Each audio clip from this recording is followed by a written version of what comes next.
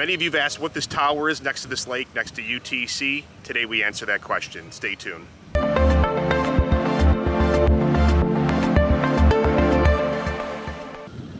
Hey guys, Rich Tyson coming at you with another episode of Why Sarasota, where we explore the people, places, and things that make this an amazing place to live and visit. Today we're going to meet with Stephen Rodriguez over here at Nathan Benderson Park to learn more about what this tower is and what goes on here on the lake. Stay tuned. Well, my name is Stephen Rodriguez. I'm the president here at Nathan Benderson Park Conservancy, which is the nonprofit organization that runs Nathan Benderson Park. Nathan Benderson Park is actually a Sarasota County park that's conveniently situated on the Sarasota and Manatee County line, and it's roughly 600 acres and was built to be a community park. But most of our residents here may not realize that this is one of the top rowing and paddling facilities in the entire world, and the only one of its kind in North America.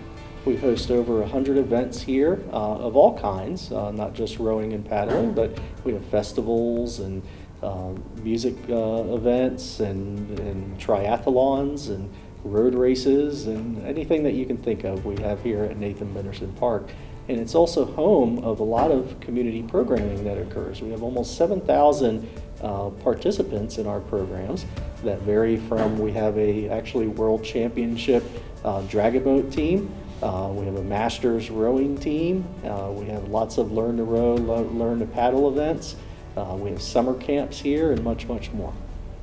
You know, one of the things I've noticed since moving into town and driving around here is I constantly see people, biking, running. So it looks like there's a lot of that type of activity going on here at the park as well. It is. That's the nice thing about Nathan Benderson Park is it's certainly not a passive park. It's built to really be an active park, and that's really, if you look at the four pillars of the park of being a community park and being a world-class training center, which we're in the middle of training season right now. It's about getting out and connecting with the outdoors through health and wellness and recreation and sport. Thankfully, we've got the environment and the climate here to do that, right? Oh, absolutely. So, one thing that boggled my mind when I first moved to town, and actually just learned about it through speaking with you prior to coming out here, is what is this big tower out here that we see coming off 75? So it's funny, so many people ask the question of when you drive down I-75, what is that tower and that big lake? And this is a finished tower, so it's has kind of turned into the beacon of, you're on the north, entering the north side of Sarasota County. But it is a wonderful piece of this park and very important to the structure of the race course here. So we have a 2,000 meter race course, and that has 10 lanes. And at the finish line, there's usually a finished structure. So in our case, it is a finished tower. And we have a lot of functions here of the finished tower, all of the fiber and the technology for the race course connects into this, so I always equate it to being the brain of the park, right, of the course.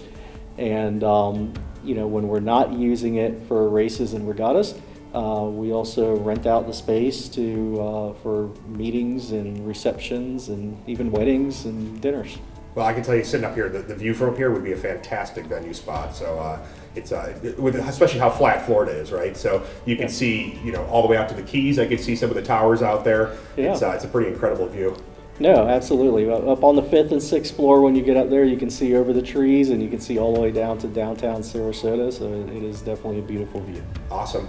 I guess lastly, what's coming next? What should we be looking for taking place? It looks like this is a very busy spot that's ever evolving. So what's new? It is. There's always something going on. So right now, really between January and March is a very busy time for team training. And when I say team training, that is, it's cold everywhere else except Florida, right? So in some places it's too cold to be outside rowing and training and getting ready for season. So we get a lot of collegiate teams and clubs that come down from the north and come enjoy our warm weather and be able to get out on the water and train.